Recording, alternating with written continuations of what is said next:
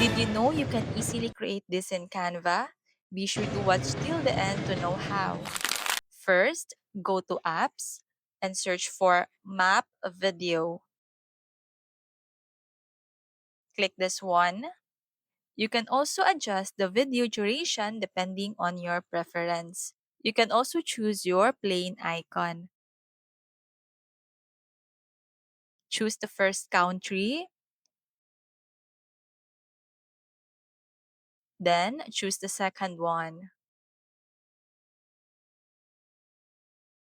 Once you're all finished, click on Create Video and wait for a couple of seconds.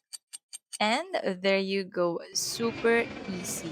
So if you want more Canva tips and hacks, be sure to follow my page for more. See you in my next video. Bye!